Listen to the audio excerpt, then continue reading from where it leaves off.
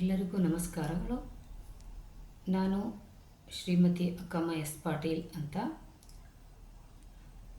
ಶಿಕ್ಷಕಿಯಾಗಿ ಕಾರ್ಯನಿರ್ವಹಿಸ್ತಾ ಇದ್ದೀನಿ.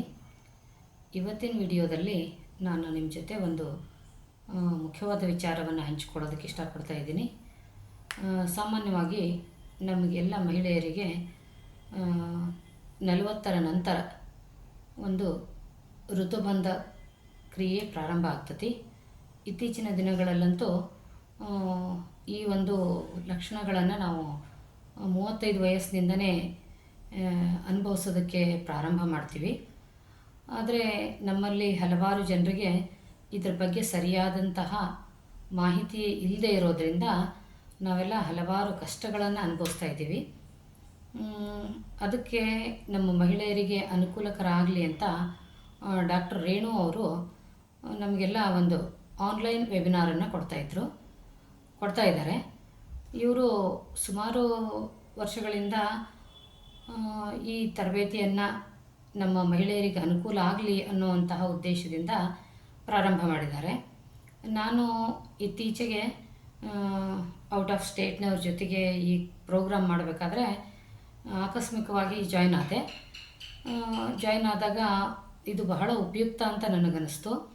ಆದರೆ ನಾನು ಇದನ್ನು ಸಪ್ರೇಟಾಗಿ ನಮ್ಮ ಕರ್ನಾಟಕದ ಮಹಿಳೆಯರಿಗೆ ಕನ್ನಡದಲ್ಲೇ ವೆಬಿನಾರನ್ನು ಅರೇಂಜ್ ಮಾಡಿದರೆ ಬಹಳ ಉಪಯುಕ್ತ ಆಗ್ತದೆ ಅಂತ ಒಂದು ಬೇಡಿಕೆಯನ್ನು ಇಟ್ಟಾಗ ಬಹಳ ಖುಷಿಯಿಂದ ಅವರು ಅದಕ್ಕೆ ಒಪ್ಕೊಂಡ್ರು. ಯಾಕಂದರೆ ಡಾಕ್ಟರ್ ರೇಣು ಅವರು ನಮ್ಮ ಸ್ವಂತ ಜಿಲ್ಲೆ ಅಂದರೆ ಹಾವೇರಿ ಜಿಲ್ಲೆಯವರೇ ಆಗಿರೋದ್ರಿಂದ ಇಲ್ಲಿ ಕೂಡ ಅವರು ತಾವು ಸೇವೆಯನ್ನು ಮಾಡಿ ಹೋಗಿದ್ದಾರೆ. ಜೊತೆಗೆ ಅವರು ಕೇವಲ ಸ್ತ್ರೀರೋಗ ತಜ್ಞೆ ಅಷ್ಟೇ ಅಲ್ಲದೆ ಈ ಒಂದು ಋತುಬಂಧಕ್ಕೆ ಸಂಬಂಧಪಟ್ಟಂತಹ ವಿಶೇಷವಾದಂತಹ ಕೋರ್ಸನ್ನು ಕೂಡ ಮಾಡಿದ್ದಾರೆ. ಕೋರ್ಸ್ ಮಾಡಿರೋದರ ಉದ್ದೇಶ ಕೇವಲ ತಮ್ಮ ಹತ್ರ ಬಂದ ಪೇಷಂಟ್ಸಿಗಷ್ಟೇ ಅದು ಯೂಸ್ ಆಗೋದಲ್ಲ, ಒಂದು ಸಾಮಾಜಿಕ ಕಳಕಳಿಯನ್ನು ಹೊಂದಿ ಎಲ್ಲರಿಗೂ ಅದರ ಬಗ್ಗೆ ಮಾಹಿತಿ ಸಿಗಲಿ ಅನ್ನುವಂತಹ ಉದ್ದೇಶದಿಂದ ಈ ಒಂದು ಕಾರ್ಯಕ್ರಮವನ್ನು ಅವರು ಆಯೋಜನೆ ಮಾಡ್ತಾ ಬಂದಿದ್ದಾರೆ. ಅದೇ ಥರ ಕಳೆದ ತಿಂಗಳು ಅಂದರೆ ಆಗಸ್ಟ್ ತಿಂಗಳಲ್ಲೇ ಈ ರೀತಿ ಒಂದು ಕಾರ್ಯಕ್ರಮವನ್ನು ಕಂಡಕ್ಟ್ ಮಾಡೋದಕ್ಕೋಸ್ಕರ ನಮ್ಮ ಆತ್ಮೀಯರ ಕೆಲವು ಗುಂಪನ್ನು ಮಾಡಿ ಈ ವಿಷಯವನ್ನು ನಾನು ಅದರ ಉದ್ದೇಶವನ್ನು ಕೂಡ ತಮಗೆಲ್ಲ ತಿಳಿಸಿದ್ದೆ. ಅದರ ವಿಷಾದ ಅಂದರೆ ಕೆಲವೇ ಜನರು ಮಾತ್ರ ಇದರಲ್ಲಿ ಆದರು.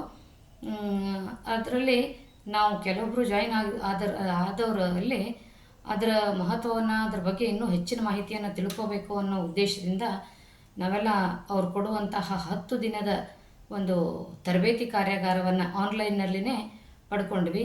ಆ 10 ದಿನದ ತರಬೇತಿ ಕಾರ್ಯಾಗಾರದಲ್ಲಿ ನಾವು ಈ ನಮ್ಮ ಋತುಬಂಧದಲ್ಲಿ ಆಗುವಂತಹ ಒಂದು ಲಕ್ಷಣಗಳೇನು, ಅವುಗಳನ್ನು ಪರಿಹರಿಸ್ಕೋಬೇಕಂದ್ರೆ ಏನು ಕ್ರಮ ಕೈಗೊಳ್ಳಬೇಕು, ಅದಕ್ಕೆ ಪೂರಕವಾಗಿ ಅದನ್ನು ಯಾವುದೇ ರೀತಿ ವಿಶೇಷವಾದಂತಹ ಶಸ್ತ್ರಚಿಕಿತ್ಸೆ ಆಗಲಿ ಅಥವಾ ಮೆಡಿಸನ್ಸ್ ಇಲ್ಲದೇ ನಮ್ಮ ಹಂತದಲ್ಲಿ ನಾವು ಯಾವ ರೀತಿ ಅವುಗಳನ್ನು ಕಂಟ್ರೋಲ್ ಮಾಡ್ಕೋಬಹುದು, ಆ ಸಂದರ್ಭದಲ್ಲಿ ನಮ್ಮ ದೇಹದಲ್ಲಿ ಆಗುವಂತಹ ಹಾರ್ಮೋನ್ ವ್ಯತ್ಯಾಸಗಳೇನು ಮತ್ತು ನಮಗೆ ಆ ಸಂದರ್ಭದಲ್ಲಿ ಆಗುವಂತಹ ವಿಪರೀತವಾದಂತಹ ರಕ್ತಸ್ರಾವ ಇರಬಹುದು ಅಥವಾ ಅತಿಯಾದ ಬೆವರುವಿಕೆ ಇರಬಹುದು ಮತ್ತು ನಾವು ಕೈಗೊಳ್ಳಬೇಕಾದಂತಹ ವ್ಯಾಯಾಮಗಳಿರ್ಬೋದು ಮತ್ತು ಆ ಒಂದು ಸಂದರ್ಭದಲ್ಲಿ ನಮಗೆ ಯಾವ ಈಸ್ಟ್ರೋಜನ್ ಮತ್ತು ಪ್ರೊಜೆಸ್ಟ್ರಾನ್ ಹಾರ್ಮೋನ್ಗಳು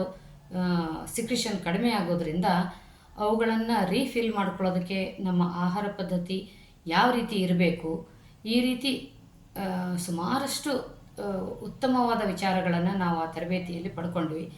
ಅದ್ರ ಜೊತೆಗೆ ಒಂದು ಏನು ವಿಶೇಷಪ್ಪ ಅಂತಂದರೆ ಈ ಸಂದರ್ಭದಲ್ಲಿ ಡಾಕ್ಟ್ರು ನೈಜವಾಗಿ ತಾವು ಕೂಡ ಯಾವ ರೀತಿಯಾದಂತಹ ಸಮಸ್ಯೆಗಳನ್ನು ಎದುರಿಸಿದರು ಮತ್ತು ತಮ್ಮ ಹತ್ರ ಬರುವಂತಹ ಪೇಷಂಟ್ಸ್ಗಳು ಯಾವ ರೀತಿ ಸಮಸ್ಯೆಗಳನ್ನು ಎದುರಿಸ್ತಾರೆ, ಅವಕ್ಕೆ ಪರಿಹಾರವನ್ನು ಹೆಂಗೆ ಕಂಡುಕೊಂಡ್ರು ಅನ್ನುವಂತಹ ವಿಚಾರವನ್ನು ಕೂಡ ಬಹಳ ಸರಳವಾಗಿ ನಮ್ಮ ಜೊತೆಗೆ ಹಂಚ್ಕೋತಾ ಇರೋದು ವಿಶೇಷ ಆಗಿತ್ತು. ಅವರು ಇದನ್ನು ಮಾಡ್ತಾ ಇರುವಂತಹ ಉದ್ದೇಶ ಏನಪ್ಪ ಅಂದರೆ ನಮ್ಮ ಜನರಲ್ಲಿ ಆ ಮಾಹಿತಿಯ ಕೊರತೆ ತುಂಬ ಐತಿ. ಜೊತೆಗೆ ನಾವೇನಾದರೂ ಇಲ್ಲಿ ಡಾಕ್ಟರ್ಸ್ಗಳನ್ನು ಕನ್ಸಲ್ಟೇಷನ್ ಮಾಡೋದಕ್ಕೆ ಹೋದಾಗ ಕೆಲಸದ ಒತ್ತಡದಿಂದನೋ ನಿರಾಸಕ್ತಿಯಿಂದನೋ ಸರಿಯಾದ ಮಾಹಿತಿ ನಮ್ಮ ಜನರಿಗೆ, ಮಹಿಳೆಯರಿಗೆ ಸಿಗದೇ ಇರೋದರಿಂದ ಅವರು ನೇರವಾಗಿ ಚಿಕಿತ್ಸೆಗೆ ಒಳಗಾಗೋದು, ಅತಿಯಾದ ಟ್ಯಾಬ್ಲೆಟ್ಸ್ಗಳನ್ನು ಯೂಸ್ ಮಾಡಿ ಸೈಡ್ ಎಫೆಕ್ಟ್ ಆಗೋದು, ಇವುಗಳನ್ನೆಲ್ಲ ಅವ್ರು ಕಂಡುಕೊಂಡಾಗ ಅತಿಯಾದ ಬೇಜಾರು ಉಂಟಾಗಿದ್ದನ್ನು ಮನಗೊಂಡು ಅವರು ನಾನು ಮಾಡಿದಂತಹ ಸರ್ವಿಸ್ ಕೇವಲ ನನ್ನ ಹತ್ರ ಬರುವಂತಹ ಪೇಷಂಟ್ಸಿಗೆ ಅಷ್ಟೇ ಅಲ್ಲದೇ ಎಲ್ಲರಿಗೂ ಕೂಡ ಲಭ್ಯ ಆಗಲಿ, ಆದರೆ ಎಲ್ಲರೂ ನಾನಿರುವಂತಹ ಸ್ಥಳದಲ್ಲಿ ಬಂದು ಟ್ರೀಟ್ಮೆಂಟ್ ತೊಗೊಳಕ್ಕಾಗದೆ ಹೋದ್ರೂ ಅವರಿಗೆ ಅದರ ಮಾಹಿತಿ ಸಿಕ್ಕಾಗ ಸೂಕ್ತವಾದ ಪ್ರಸೂತಿ ತಜ್ಞರನ್ನು ಭೇಟಿಯಾಗಲಿ, ಸಾಧ್ಯವಾದರೆ ನಮ್ಮ ಹತ್ರನೂ ಕೂಡ ಆನ್ಲೈನಲ್ಲೇ ಕೂಡ ಮಾಹಿತಿಯನ್ನು ಕೊಡೋದಕ್ಕೂ ಕೂಡ ಅವರು ಸಿದ್ಧವಾಗಿದ್ದಾರೆ. ಯಾಕಂದರೆ ಅವರು ಒಂದು ತಮ್ಮ ವೃತ್ತಿ ಜೊತೆಗೆ ಸಾಮಾಜಿಕ ಕಳಕಳಿಯನ್ನು ಹೊಂದಿರೋದರಿಂದ ಈ ರೀತಿ ವೆಬಿನಾರ್ಗಳನ್ನು ಕಂಡಕ್ಟ್ ಮಾಡ್ತಾಯಿದ್ದಾರೆ. ಆದರೆ ಅವರು ಸುಮಾರು ಸರಿ ಈಗಾಗಲೇ ನಾನು ಹೇಳಿದ 1 ತಿಂಗಳದರೊಳಗೆ ಒಂದು 3-4 ಬಾರಿ ಇದನ್ನ ಕಂಡಕ್ಟ್ ಮಾಡಿದರು. ಪ್ರತಿ ಬಾರಿ ನಾನು ಜಾಯ್ನ್ ಆಗಿ ಅಬ್ಸರ್ವ್ ಮಾಡಿದಾಗ ಕೆಲವು ಜನರು ಮಾತ್ರ ಇದರಲ್ಲಿ ಪಾಲ್ಗೊಳ್ತಾ ಇದ್ದಾರೆ. ಅದನ್ನು ಕಂಡು ನನಗೆ ಬಹಳ ಬೇಜಾರಾಯಿತು. ಆವಾಗ ಇಷ್ಟು ಕಡಿಮೆ ಜನ ಜಾಯ್ನ್ ಆದರೂ ನೀವಿಷ್ಟು ಸ್ವಲ್ಪನೂ ಬೇಜಾರು ಮಾಡಿಕೊಳ್ಳದೆ ನೀವು ಇದನ್ನ ಕಾರ್ಯಕ್ರಮವನ್ನು ನಡೆಸ್ಕೊಡ್ತೀರಲ್ಲ ಅಂತ ಕೇಳಿದಾಗ